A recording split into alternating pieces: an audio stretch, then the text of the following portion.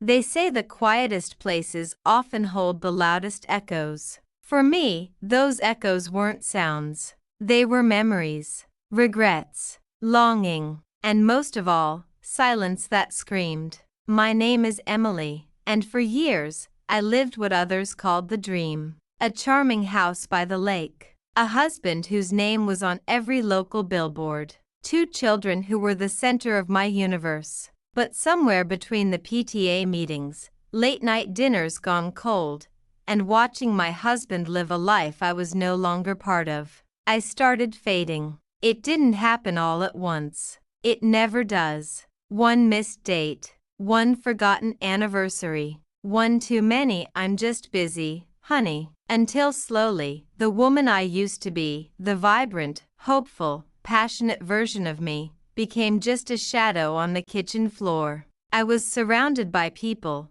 but I had never felt more alone. And here's the part no one tells you. You don't have to be physically abandoned to feel invisible. Sometimes, the deepest wounds are the ones caused by presence, without connection. This is not a story about falling apart. This is a story about waking up, about realizing that being needed is not the same as being cherished, and that you can't pour love from an empty cup, especially when the cup has been cracked for years. It's about the quiet rebellion of reclaiming your own voice. So if you've ever sat in your car an extra 5 minutes just to avoid going inside, if you've ever stared out a window and wondered where you went in the middle of everyone else's life, this story is for you. Because I thought I was the only one, but I wasn't, and neither are you. Before the silence, there was rhythm. Not perfect, but familiar. My days were filled with school lunches,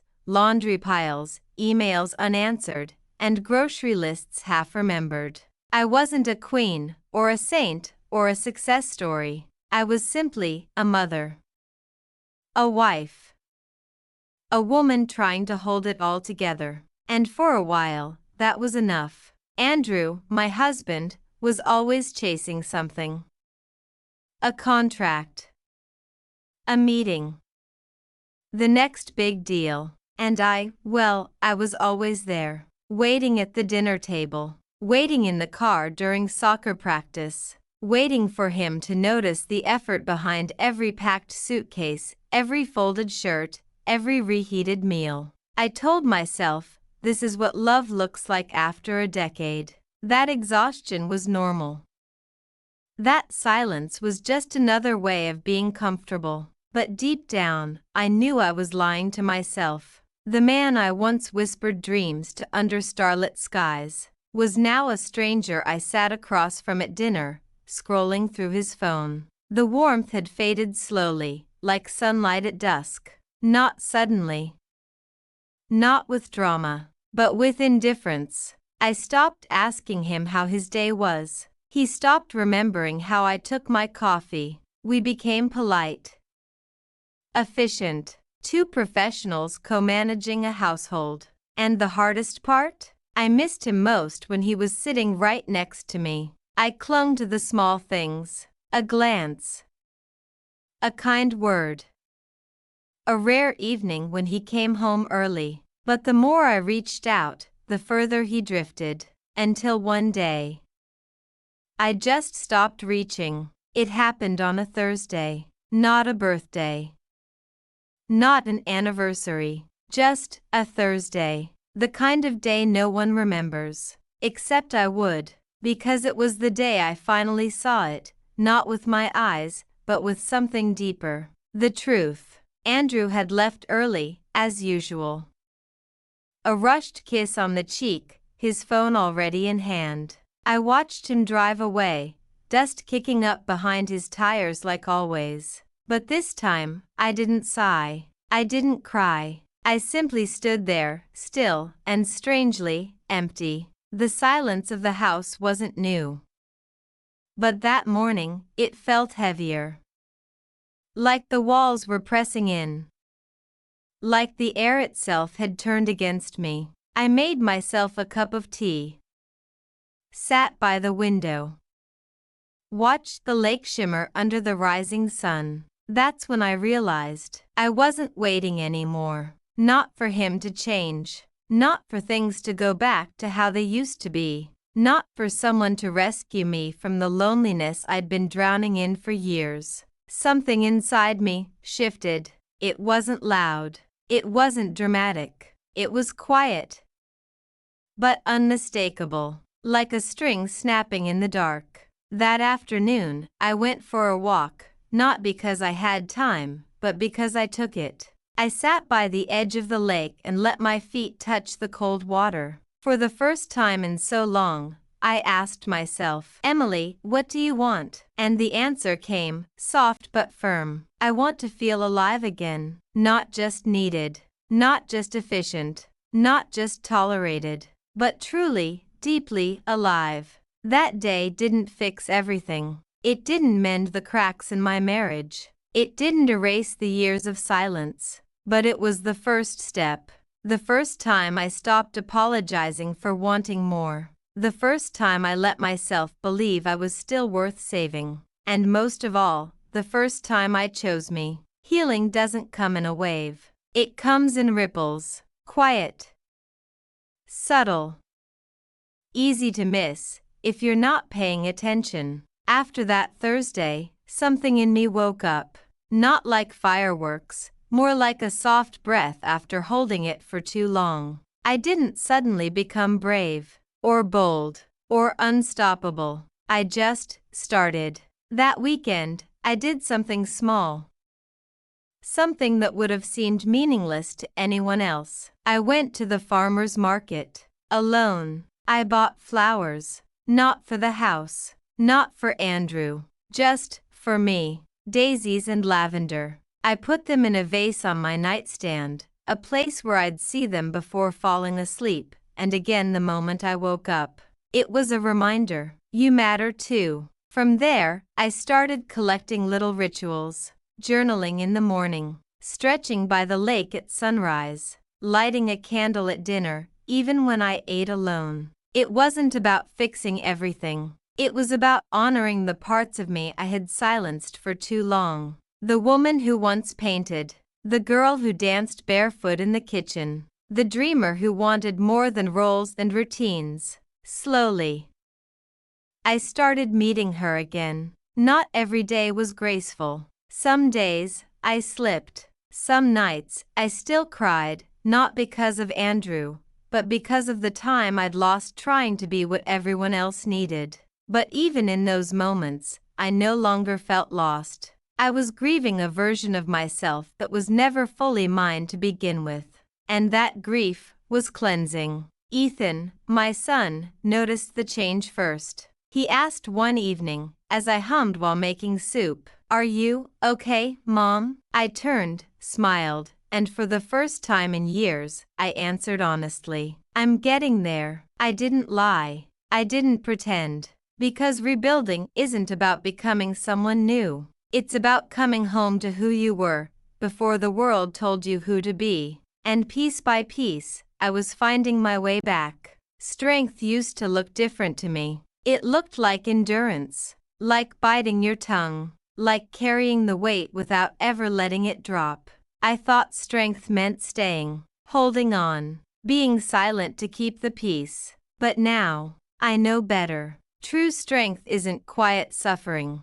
It's speaking even when your voice shakes. It's choosing yourself even when others don't. It's walking away, even when you've built your whole life around staying. One morning, Andrew came home early. A rare thing. He looked tired. Worn.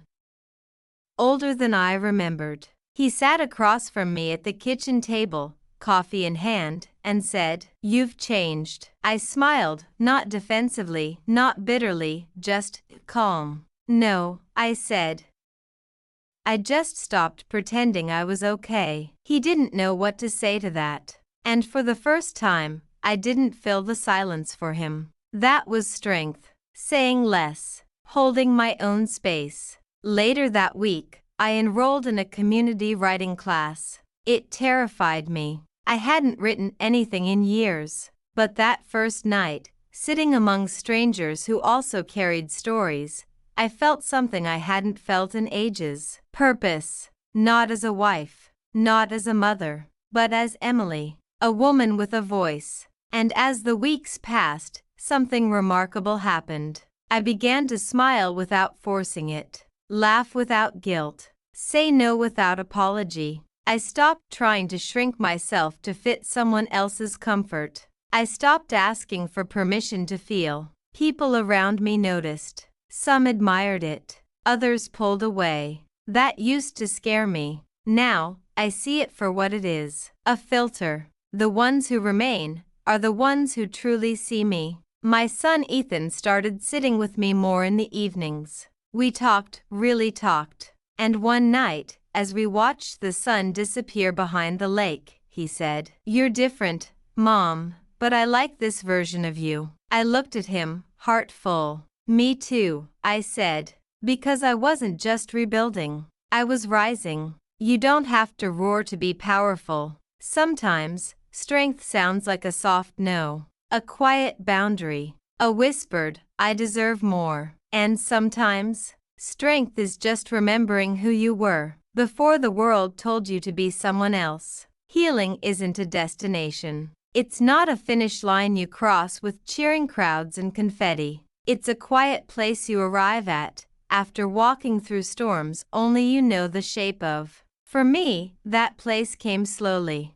In the way my breath deepened during morning walks. In the way I no longer winced at silence, but welcomed it. In the way I stopped waiting for someone to tell me I was enough, because I already knew. I stopped looking for closure in conversations that never came. I stopped rereading old texts, old moments, old regrets. I stopped expecting the people who hurt me to understand the pain they caused. Instead, I gave myself the apology I'd been waiting for, and I forgave myself for the years I stayed quiet, small, and invisible. Not out of weakness, but out of survival. And now, I choose to live differently. Not louder, not bolder, just more me. There's a kind of power in choosing softness, a kind of courage in letting go, a kind of beauty in knowing that your worth was never meant to be proven, only remembered. I don't hate Andrew. I don't blame him anymore. He is who he is, and I am who I was always meant to become. The version of me that laughs from the gut, that says no without guilt, that writes under moonlight, barefoot by the window, that feels without apology. I look in the mirror now and I don't just see a mother or a wife. I see Emily, whole, worthy, home. And maybe that's the greatest love story of all, the one where you finally come back to yourself. Sometimes, the longest journey is the one back to who you really are, and it's the most beautiful one you'll ever take. Ethan never gave me big speeches. He never asked me why I seemed quieter, or why my eyes looked tired in the mornings. But somehow, he knew. It was in the way he lingered in the kitchen after dinner, the way he'd silently load the dishwasher without being asked, the way he'd sit at the opposite end of the couch, not saying a word, but not leaving either. I used to think support had to be loud, that people had to say something in order to show they cared. But Ethan taught me otherwise. His presence was steady, unshaken, gentle. He didn't try to fix me. He just made sure I didn't feel alone. One night, as I sat outside on the porch with a blanket wrapped around my shoulders, he brought me a cup of tea. No words. Just tea. He placed it beside me, then sat down quietly and looked out at the lake. After a long silence, he finally said, "It's peaceful here, huh?" I nodded, smiling faintly. "It is." And that was enough. That was everything. Over the weeks that followed, I noticed how he kept showing up in the small ways. A shared playlist on my phone titled "For Mom, When You're Sad." A sticky note on the fridge with a smiley face and "Don't forget to breathe today." At 17, he was still a boy in many ways, but in moments like those, he was more grounded than anyone I knew. His kindness wasn't forced. His love wasn't loud. but it was consistent. He reminded me that I didn't have to do this alone, even if the rest of the world stayed silent. In some ways, Ethan became a mirror. He reflected back the best of what I had forgotten about myself, my softness, my compassion, my strength. There were nights when I'd sit in bed, hand on my heart, and whisper quietly into the darkness, "Thank you," not just to the universe, but to him. Because sometimes, the greatest healers are not the ones who say all the right things, but the ones who stay, who sit beside you, who see your pain and hold space for it. Ethan may not have had the words, but his heart spoke clearly. "You're not invisible. I see you, Mom. And I'm still here." I used to believe that breaking apart meant failure, that silence meant defeat, that loneliness was something to be ashamed of. But now, I know better. Sometimes, it's in the silence that we hear the truth. Sometimes, it's in the falling apart that we find the courage to rebuild, not the same life, but a better one. And sometimes, loneliness is just the space we need to remember who we are when the world forgets. I still live by the lake. I still wake up to the same breeze, the same soft sunlight pouring into my kitchen. But now, that sunlight feels different. It doesn't highlight the emptiness anymore. It reveals growth. I still make tea every morning, but not for someone else, just for me. I write. I breathe. I exist, without apology. Andrew and I were civil. Kind, even. But we're distant, and that's okay. We both changed. And in many ways, I think I had to lose him to find myself. Ethan is preparing for college now. Watching him pack his bags makes me proud, and yes, a little wistful. But I no longer fear being alone. Because I'm not. I have myself. And after all these years, I've finally realized that's enough. If you're listening to this and you're feeling unseen, unheard, or forgotten, I want you to know something. You are not broken. You are becoming. Becoming softer, wiser, stronger. And one day, you'll look back and realize the moment your world felt like it was falling apart was the exact moment your soul began to put itself back together. So please, hold on to your light, to your worth, to that quiet, stubborn hope buried deep within you. Because one day, you'll whisper to yourself, the way I did, "I made it."